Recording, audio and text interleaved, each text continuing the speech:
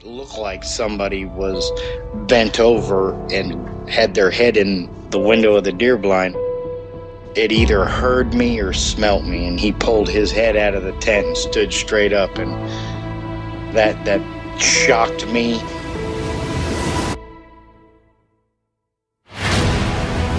They don't make people that big. The way it moved, almost as if it was gliding across the beach. I've never seen anything move like that in my life. They were screaming at each other in gibberish. It sounded like a language, and they were chuntering away back and forwards, back and forwards, back and forwards. I know what a bear looks like, and there is no way on this planet that what I saw were bears.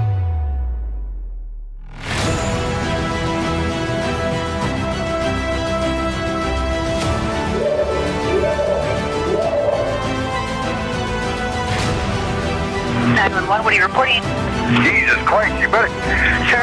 Zia! Hello? Get somebody out here. What's going on now, sir? That son of a bitch is about 6'9", I don't know. Do you see him now, sir? Yes, I'm looking right at him. Uh-oh.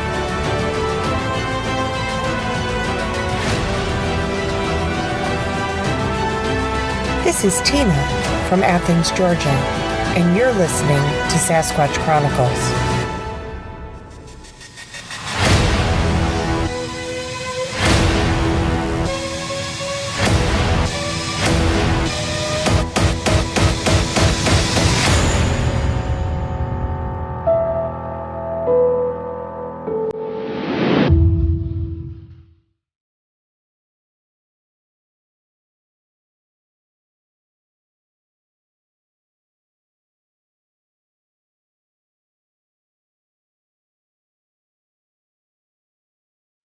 Welcome to the show, everyone. Thanks for being here tonight. Got a great show planned for you.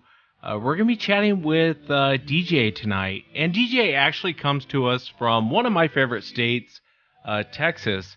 And he had an encounter with him and his brother were hunting back in 1979 in North Texas and had a run-in with this creature.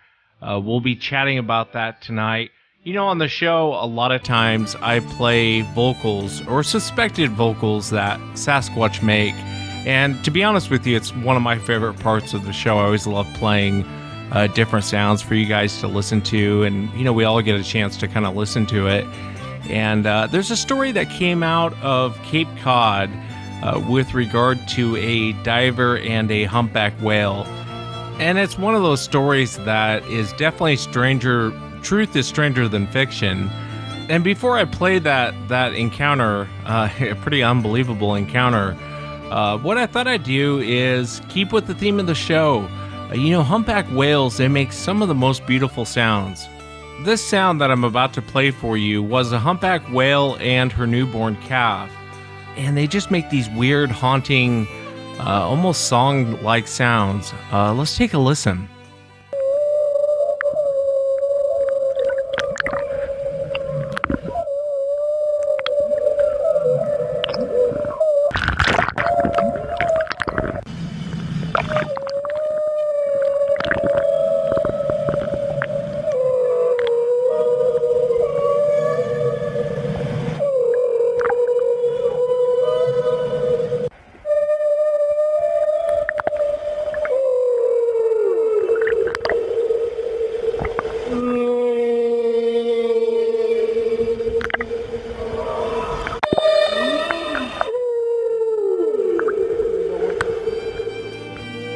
It almost kind of sounds fake, but that actually is the sounds that were captured from a humpback whale along with her young.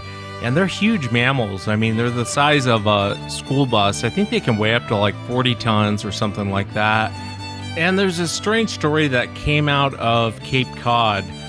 This guy who's been diving his whole life, he'll dive down. I think he was actually trying to get lobsters.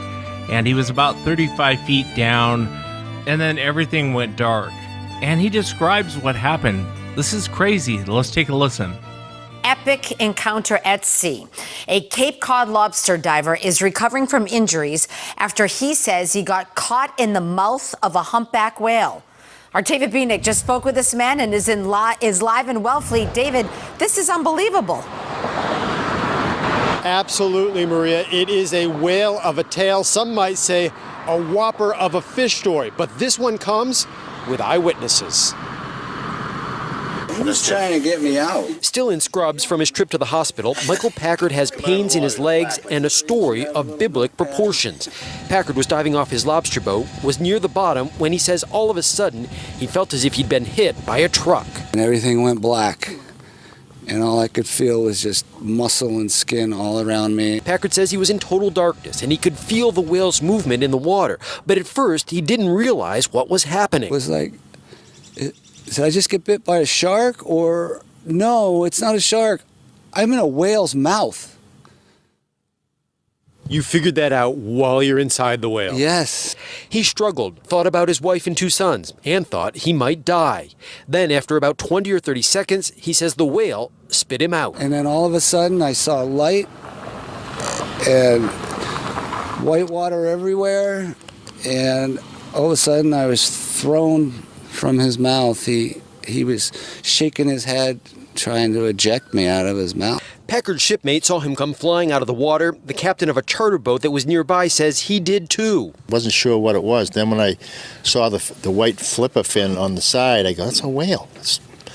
And then all of a sudden I see Mike feet first coming out of the water like this. I think I was in shock a bit. I had to actually pull over and call him back and say, what did you tell me? Packard says the whale was a humpback about 35 to 40 feet long that might have mistaken his scuba bubbles for a school of fish. He says the last thing he saw was the whale's tail swimming away. As soon as I landed in the water and was floating there in excruciating pain, I was like, oh my God, I'm alive. What a story. Well, Packard says he does have some pain in his legs, but the whale never broke the skin. Packard says he plans to be back in the water as soon as he's feeling a bit better. In fact, he says he feels very lucky. While he was at the hospital, a nurse came up and asked him to jot down some lottery numbers. Lottery numbers? Crazy account. You know, can I just complain for 1 second? Why do all these news stations, they always have these reporters next to a freeway? I mean, can you imagine if I did the show like this? Welcome to the show, everyone. Thanks for being here tonight. You would go insane. You'd be like, why is he next to a freeway? I don't know. Maybe I'm just a sound guy, and it drives me nuts when I hear that. But I'm glad he made it. Definitely a very strange account. Very cool account. If you've had an encounter and you'd like to be on the show, shoot me an email. My email address is wes@sasquatchchronicles.com. And if you get a chance to check out sasquatchchronicles.com, you can become a member and get additional shows. Let's jump into it tonight. I want to welcome TJ to the show. TJ, thanks for coming on. Thanks for having me on. Yeah, I really appreciate you coming on, TJ. And I know you had quite the encounter back in the late 70s in North Texas. If you would you just kind of start from the beginning, kind of tell us what you were doing and walk us into what happened? Well, it's back in the fall of 1979. Me and one of my older brothers were whitetail hunting down the Red River and in the river bottoms. And it's quite a ways down in there, you know. We used to go down there on one of the old sloughs and shoot guns and you know, just target practice down there. But it's probably 4 or 5 miles down in there. There's old peanut farms and hay fields and stuff like that. So we made it down in there, and it rained the night before, and we couldn't make it through a mud hole, so we ended up parking on the side of the field.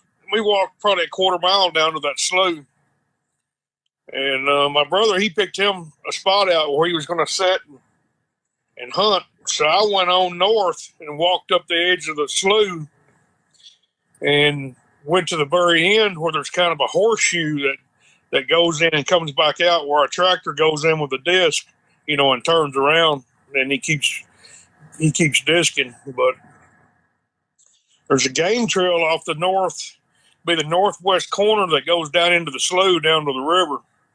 and it comes up, and it comes across the horseshoe and goes back in the edge of the woods on the east side. So I go over in the edge of the woods, probably about 5 yards, and I'm laid down on that deer trail, looking back northwest. And that was it was just a little after daylight when I got down there and got set up. Well, about 7:30 or 8 o'clock, I see something across that horseshoe on the slough side, and it's about 10 foot from the edge of the field to the edge where it dropped off, and it dropped off probably a good 35 foot. Well, I thought it was a skunk. So I'm watching it, and I was going to shoot it.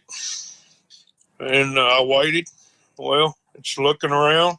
You see it going back and forth, back and forth.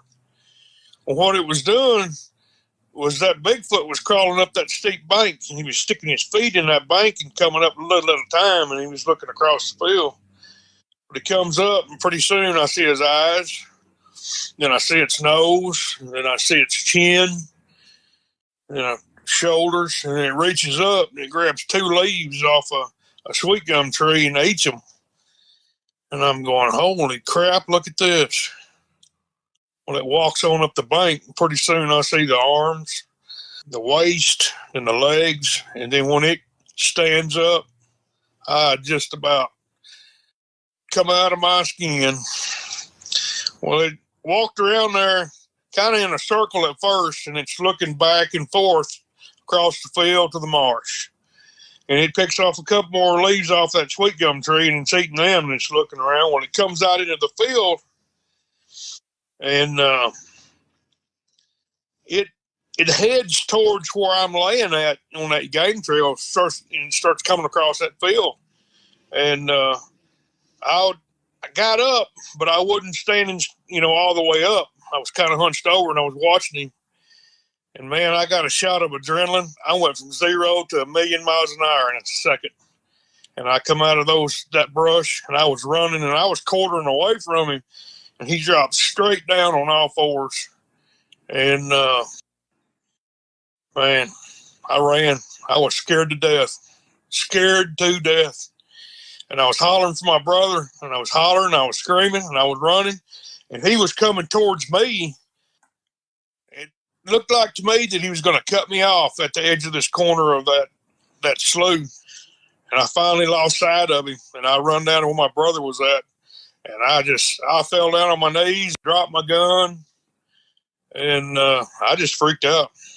My brother told me, "Get up, what's wrong with you?" And all I could get out of my mouth was, monster, my monster. And I finally calmed down a little bit, and we ended up walking back down there. I asked him if he seen it, but he wouldn't say a word. He just shook his head. We get back down there, and I showed him where I was laying. I showed him my footprints. We went over there and looked at the Bigfoot's footprints, and he sunk down in that field, probably 2.5 inches, 3 inches, probably 14, 15 inches long. His heels were extra long, like I was telling you before. And but I was close to him. I was real close, 50, 60 foot from him. He had some red eyes. I mean, red eyes. Let me ask you real quick, TJ, before we go into the description, because I know you're very close to this creature. I want to ask you, so you and your brother go down there, and I'll kind of give away a portion of the story that he actually did see the creature, but he didn't really tell you anything at that moment. But you guys go down there and you find these tracks. And what did your brother say? I mean, what was the conversation like? He looked at him, and his cigarette fell out of his mouth. And he just shook his head. He wouldn't say nothing. He didn't know what to say. Because my tracks are over here, and now there's tracks of something else here. I think he was trying to analyze it, but yeah, I was pretty shaken up. But this thing was coming at me because when it went down on all fours, it looked like it growled a little bit. I could see its teeth. What looked like canines, I don't know. They were a little bit longer than the rest of its teeth, but it was taking short steps. And when it stepped, it was 1 foot after another, and I've never seen that. And then his stride got longer and longer. And when it got to my footsteps and I was on down, coming around the corner, it actually ran back towards the marsh and jumped off back in that marsh down that 35 foot. And only until last year, my brother finally talked about it. And he told me, he said he seen something black. He didn't know what it was, but it jumped back off in that slough. He said he seen something black. I don't know what it was. But whatever it was, jumped back off in the slough. And that was a heck of a drop, man. It's a good 35 foot down. If you was set on the bank, you could slide down in there with no problem. That's how steep the bank was. Yeah, and I think you handled the whole situation extremely well, probably better than most adults would. And what's fascinating is it's 1979, so, Bigfoot's not really, you're not really going to see a whole lot on TV, or, back then there wasn't a ton of information like there is now. For the audience, you were so close to this creature. For the audience, can you kind of describe what you saw? Its head was kind of pointed. It did not have a neck. The muscles came from the outside of its shoulders to I'd say the base of the ears. It had really red eyes. I seen a little brown. I could even see lines in its eyes. And the eyelashes looked like they were messed up. I don't know. Or the eyelids, I'm sorry. It looked like it had double eyelids. But, I'm probably wrong on that aspect. But when it was blinking its eyes, there was something going on there that I couldn't figure out. The arms were extra long. It had hair that hung down from the bottom of its arms. It was black.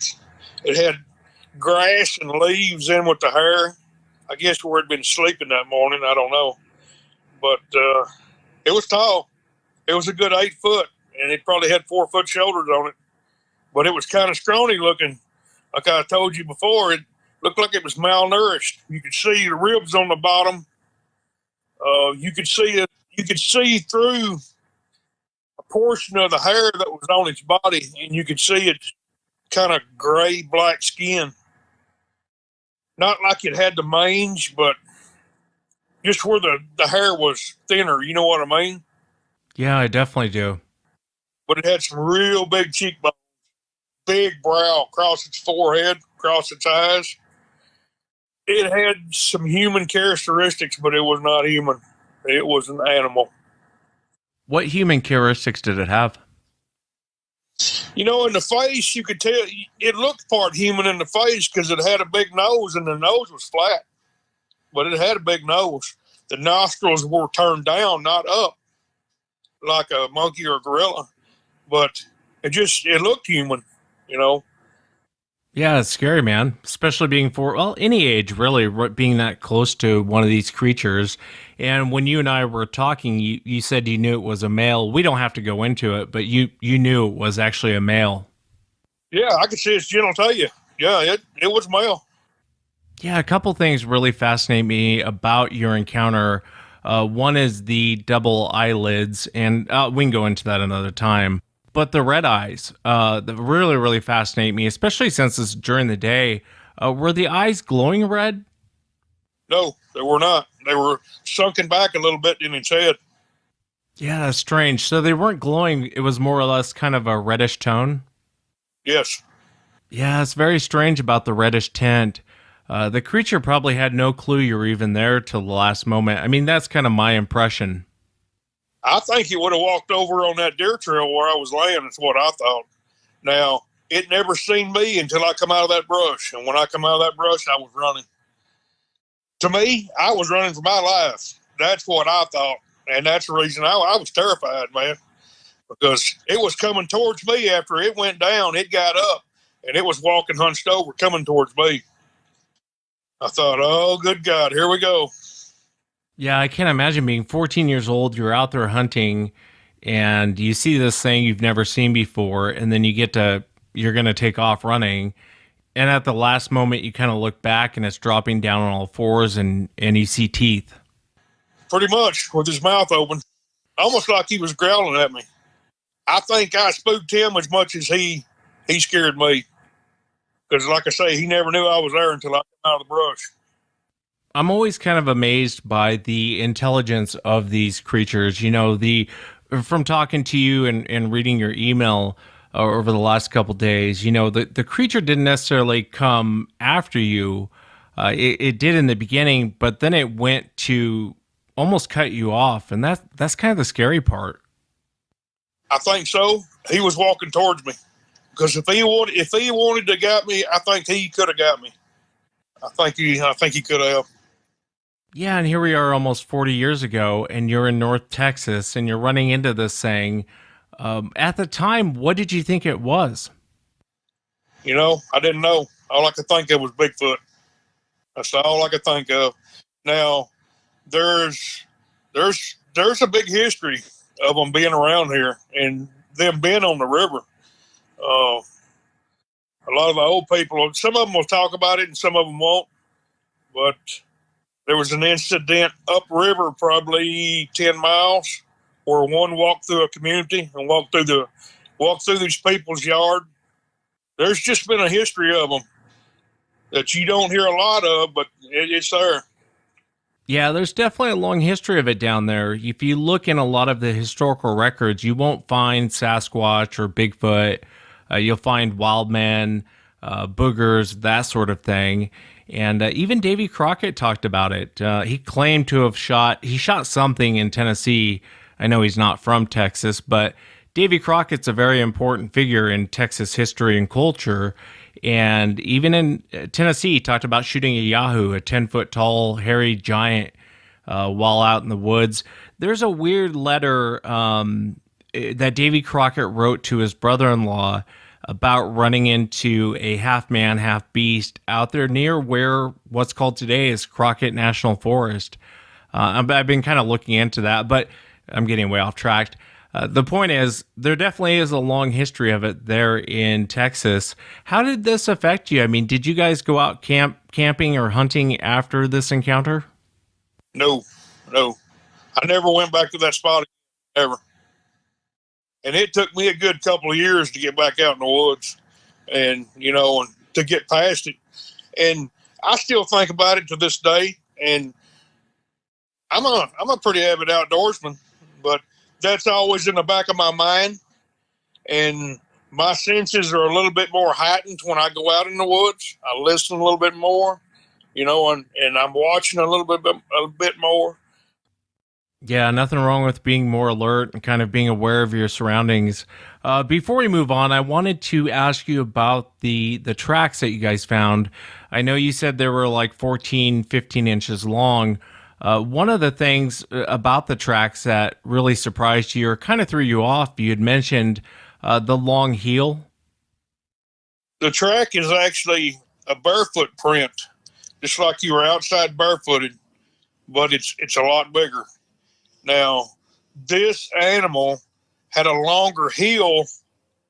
He walked kind of funny too, but he still walked upright, you know what I mean? I'm going to say the heel stuck out probably 2 inches, you know, horizontal to his foot, backwards. I've never seen anything like it, but I noticed it, you know what I mean? Yeah, almost like it needed to grow into its foot. Yeah, almost. But this sighting and what happened there is burned into the back of my skull, and I will never forget it. Yeah, I think it would definitely stay with most people.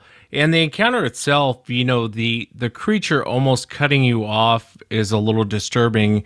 But being such a young age and you recognized that it was cutting you off, I think is kind of impressive. I could definitely see why this would stay with you throughout your life.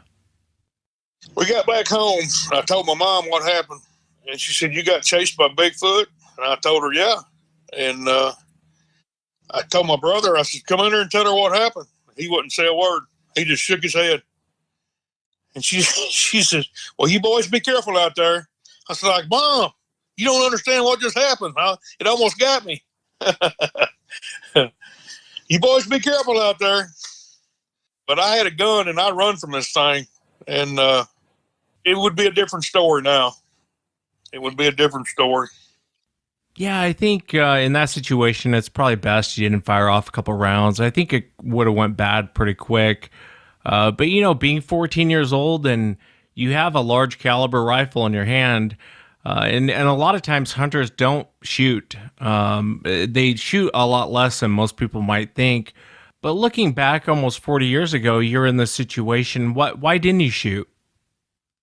I was scared to death. I was scared to death. All I could think of was I got to get away from this thing. There was nobody else that was there that was going to help me. I'd walked a good football field and probably 150 yards way north past my brother, so he couldn't even hear me hollering up there. But yeah, it wasn't good. I think there's different kinds of them. I think there's big ones. I think there's little ones.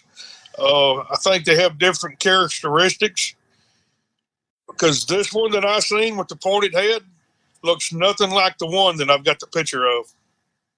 Yeah, I think that there probably is different types of these things. No one really knows, but and we can come back to that in a moment. I kind of want to go into your next experience. So a couple of years later, you're near this area and you were actually run out of the area.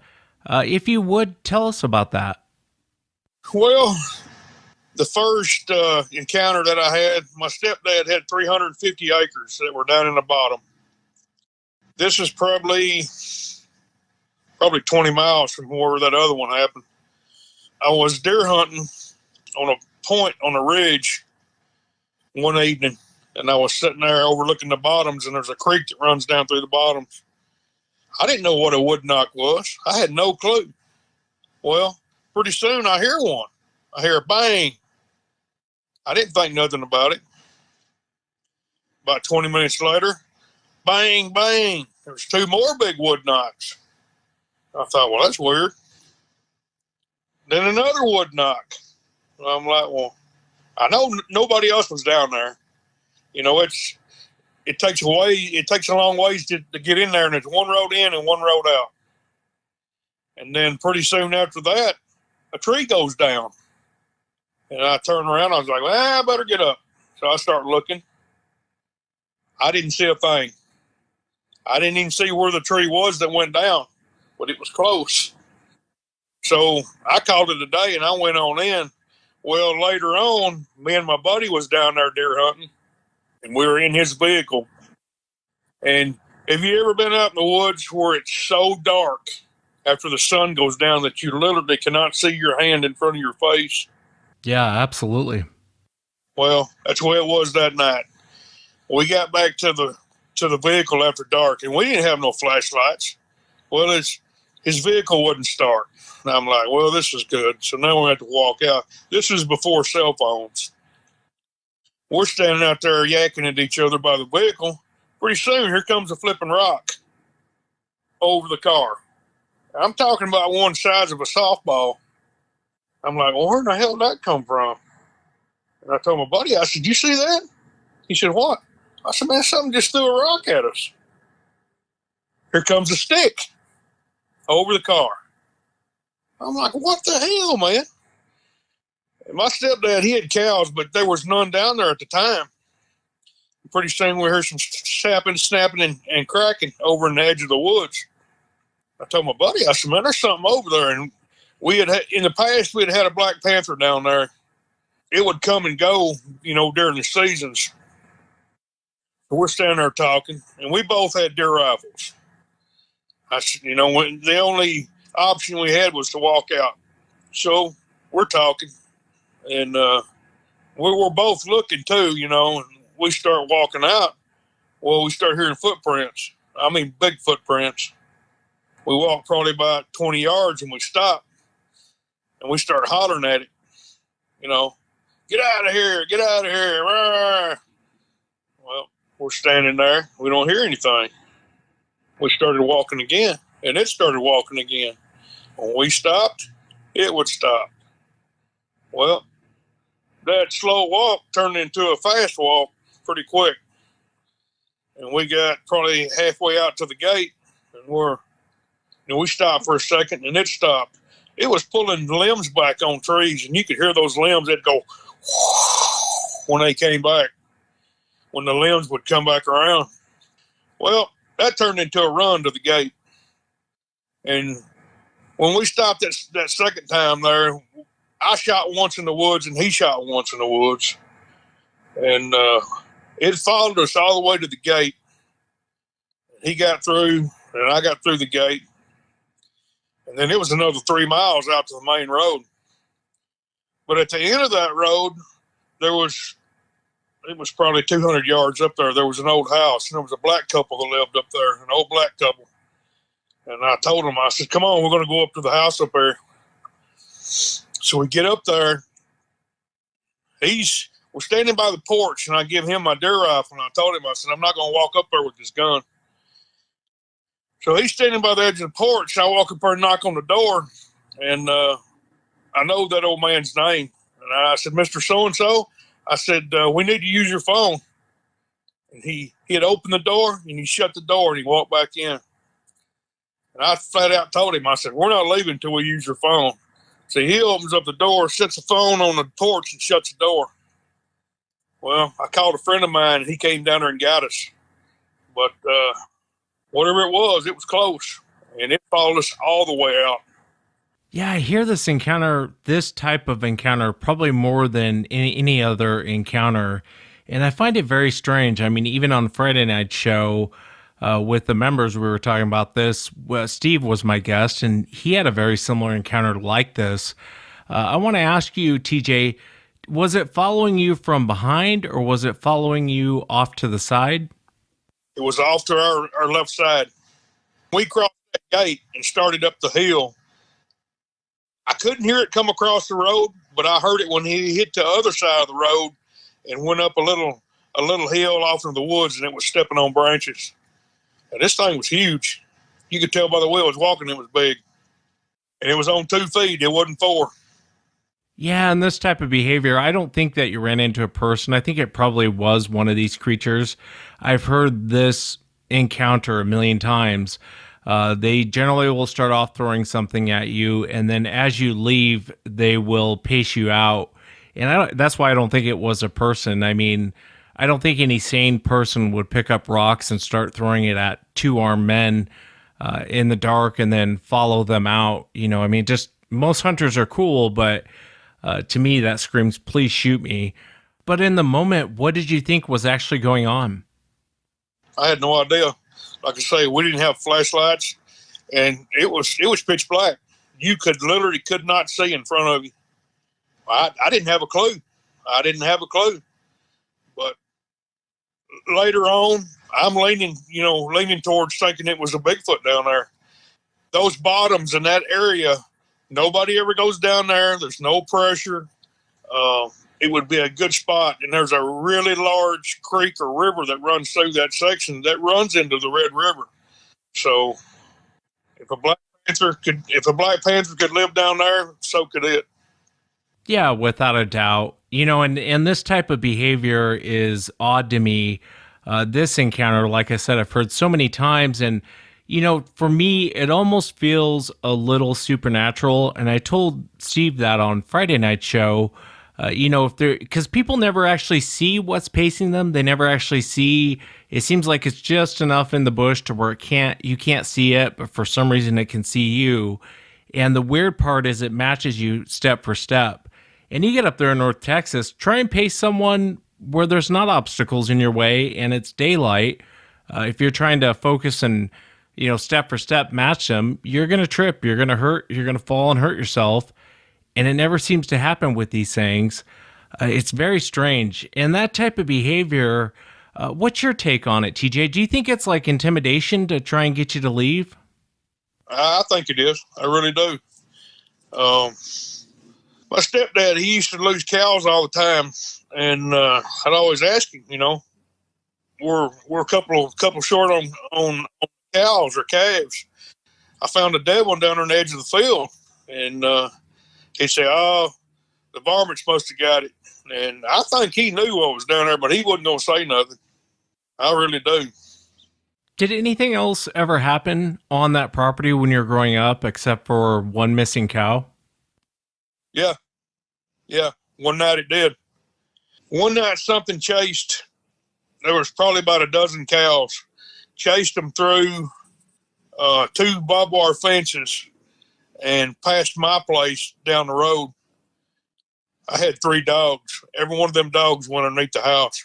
They went through the underpinning and went underneath the house, and they tore the screen off the front door trying to get in. So I took my shotgun and I went out there, and the front of my house was probably, 50 foot from the road. So I walk out there. It's so quiet you can hear a pin drop.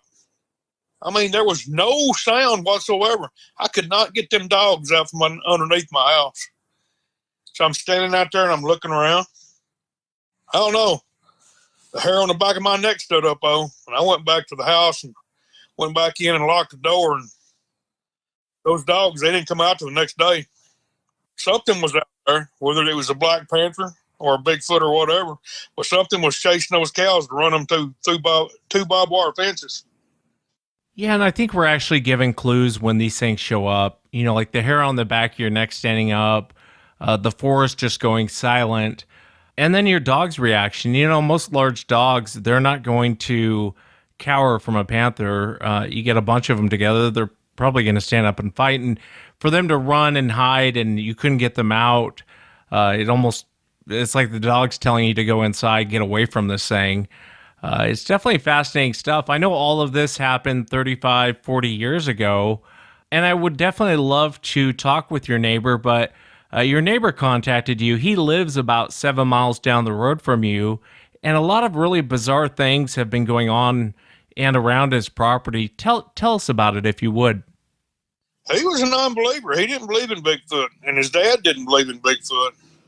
And they had their own encounters, and they changed their mind pretty dadgum quick. They have been hollered at. They've been screamed at. They've had big sticks thrown at them on the tractor. They almost busted their windshield out. They threw a big limb at them. He's been down on the river driving T-posts, and that ping, ping, ping, and then when he stops driving a post in, he gets a whistle, and he's looking around. He's had a lot to happen to him. A lot to happen to him. He said he was sitting on the back of his side-by-side, checking his SIM cards on his cameras. Just a lot of grunting, monkey sounds would come up out of the bottoms when he was sitting there, sitting on his side-by-side. And he said he heard a lot that he couldn't explain. Yeah, and we'll talk a little bit about the pictures here in a moment. I know there was just a couple pictures you sent me, and there was a lot more that you're going to send my way. But the neighbor actually hasn't seen the creature. It seems like they're throwing stuff at him. He's hearing vocals. Is it that sort of thing? Yes. He's had multiple vocals at one time. He said that one night there was three different ones that were grunting and whistling in different locations at the same time. He had a dead calf one day that he had to drag off with a four-wheeler. He drug it down the edge of the field and unhooked the rope from it and was turning around. And he said he run out of gas on the four-wheeler. Well, there was one standing in the edge of the creek there that he said he hollered at him, and he said it was so loud that he felt it in his chest. That scared him pretty bad.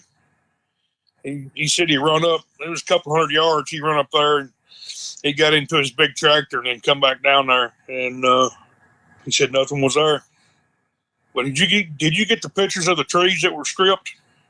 Yeah, I did. And bears in Washington will do that. They'll strip the bark off of a tree, but I've never seen a tree stripped as clean as this thing was. I mean, it almost looks spotless. Yeah, there was no bark on the ground. And there's fingernail marks where it's peeling that bark off them trees. Some people say they eat it for medicinal purposes. I don't know, but it's pretty strange. Yeah, like I said, I've seen bears do that. I've never seen a tree stripped this clean. I mean, it's spotless. And in North Texas, you guys really don't have bears there. They're in the next state, but they're working their way down slowly. Yeah, I hear ya. And you would have known if it was a bear. I mean, bears make a mess when they when they take the bark off a tree like that. The picture that you sent me, and it looks like there's a river and then there's a bunch of bushes. And I know it's a motion detected trail cam. When you first look at the picture, you don't really see anything, but I know you had zoomed in on it. It's kind of a blob squatch in there, but it's weird that the trail cam picture just went off on its own, like it detected motion. Yes, it did. Is that kind of why you investigated that picture and kind of zoomed in on it? Because it kind of just seems like a random picture that maybe something flew by and the trail cam went off. Because when you first look at it, there's really not much there. But what made you kind of investigate this photo? The picture I zoomed in was just to give you a little bit clearer picture of its face and its nose and its eyes. Yeah, no, I think it's cool that you got it, and you started investigating it. I know you've spent a lot of time down there on the property, and by no means breaking your balls over the picture. I think it's cool that you sent it. And I know that there's more that you have. Those were just a couple you had on your phone.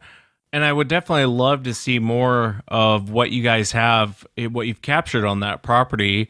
But your friend has this encounter, and you kind of go down there. You've been investigating the property, and some of the things we won't talk about tonight, but you've been investigating it. When you first got to this property, what were some of the things that stood out to you that there's something going on here? A lot of trees snapped over. On the top of that big creek that runs through that property, there are portions of the woods that are just tore all to hell. Trees snapped off 10 foot up. Looks like somebody come through there with a mortar shell and just blew them trees up. Twisted trees. I told my buddy, I said, man, I can't believe this. It looks like a storm has come through the woods, but it wasn't a storm because the rest of the trees are still standing, The ones that are tore up are underneath the canopy. And we were talking about that. He said, that must be a big boy. And I said, well, we got a picture of him. Yeah, and I know that we're talking about doing kind of a part 2 show with you and your neighbor and getting all of the evidence and pictures and everything so we can post them. Because I know what you sent me was just a couple things you had on your phone. I'm curious, so why do you think that they're on that property? No pressure. There's water there. There's countless berry patches, blackberries. There's food. There's no pressure, and it's close to the river. A lot of the old people say they're a mammal and they migrate like the rest of the animal. But I don't know. Have you ever gone down to that river around his property and found any tracks or anything? Just that one that I sent you, and that was on a low water crossing. And that was hard red clay that footprint come out of. Yeah, it looked like it. And you know as well as I do, it's hard to leave a track in that. Yes, sir. Yes, sir. And you seen the two casts that I made, and they wasn't real good because it was an older print, but you could still see the toes and the heel and the insole on it. And from our conversation the other day, it didn't really seem like they're coming up to his house. They're just kind of on the property. Right. All of the trees that we found snapped off are on the side of that creek that runs through his property. Like I say, I think there's different kinds of them. I really do. I think there's short ones, fat ones. We've got a picture of a female too that she's got real big hips, real big thighs, and the top of her's kind of thin, but the picture shows that she's turned and there's a tree there and you can see the breast sticking out on the left side of the tree. And she's got a monkey face. She looks like a monkey in the face. Yeah, I would definitely love to see those pictures. And I know the pictures that I have at the moment are just a couple that you had in your phone. I asked you when you're at a job site or something if you would just send me what you have. But I'd definitely like to see more of what you're talking about. And I would love to have, I know you and I are kind of working on getting your neighbor on the show. I would definitely love to have him on. Going back to your encounter, I wanted to ask you, the one that you had in 1979 when you were hunting, do you think the creature was going to hurt you? I think he was curious. I really do. I think he was curious because he didn't know what I was. And he didn't see me till I come out of the brush, and I was on fire. I was running. Mind you, I was running across a field that had been disked, and it was a little wet, but it was sandy. And I'm dressed in camouflage with an army coat on, carrying a gun with a toboggan, and I'm scooting across the field trying to get away from him. I think he was curious, so I think it's the reason he come towards me. Yeah, it's definitely one of those encounters that'll stay with you. And I think you're right. I think if it wanted to run you down, it could have. It was probably a little shocked and maybe curious. It's hard to say. But I think if it wanted you, it could have had you. Let me ask you, what do you think that these creatures are? I'll be honest with you. I think somebody or some agency, I think they're experimenting with the human DNA with either great apes or monkeys. That's what I think, because they look almost human. The ones I've seen, and they're different. This one had a cone head. The big one, the alpha male that I got the picture of, he's got a round head, and his hair grows back on his head. I think somebody's experimenting. I don't know why. I got a few ideas, but I'm not going to say. But I really do think somebody else is experimenting with human DNA. Yeah, it's strange. There's such a long history of it. I talked about Davy Crockett there in Texas and that weird letter he wrote his brother-in-law. And I think I said Davy Crockett earlier with regard to Tennessee. I meant Daniel Boone. Daniel Boone's the one that shot the Yahoo, and he describes it as a 10-foot-tall beast. And then you have all of the Native American records, not really records, but it's in their folklore of these creatures. And so it was way before the United States. People were seeing these creatures way before the government was even here. Do you think it was kind of a non-human primate, and now they're tweaking with the DNA? If I told you something, it would probably be wrong. So I really don't know. I think these animals have been around for years. I really do, especially with the Indians talking about them and the different native tribes having them in their folklore. I think they've been around for a while, but they're just kind of a recluse. People say, well, why haven't they found a body? Why haven't they done this? Well, maybe they take care of their own. You know what I mean? I really don't know. Yeah, it's a fascinating take that you have, TJ. I mean, it's a fair answer, and I don't think, there really is no wrong answer. There's no dumb answer because no one really knows. I mean, no one really knows. I like your idea about the tweaking of the DNA because there is something very weird, very strange about these creatures that doesn't quite add up, in my humble opinion. But I can't wait to have you back for a part 2, you and your neighbor, and talk with you guys and find out what's going on out there. Okay. Like I say, I've got a lot more information and I've got a lot more pictures. That was just the tip of the iceberg, what I sent you. The picture with the 2 shapeshifters, it's really interesting. Only 2 people have seen the pictures that I've sent you. And only a hand of people have heard this story, what I told you, what happened in 79. So I'm not scared to tell the story now. I'm older. I really don't care what people think. I've been all over the world. I've been to Japan, Alaska, all over Canada, Europe, Germany, Italy, France. I've been all over and I've seen things, but I have never seen anything like this. Anything.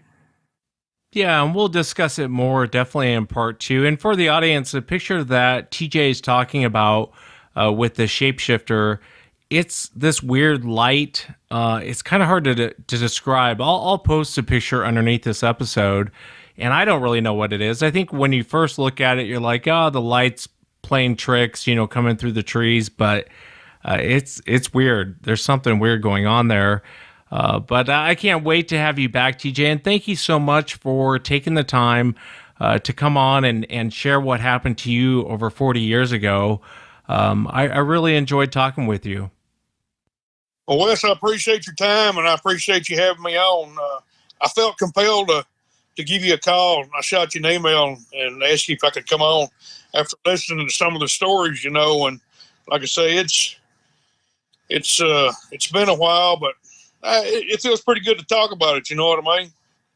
Yeah, it definitely does help to talk about it. And I appreciate you listening to the show, TJ. And again, thank you again for coming on. All right, good deal. I appreciate you, man.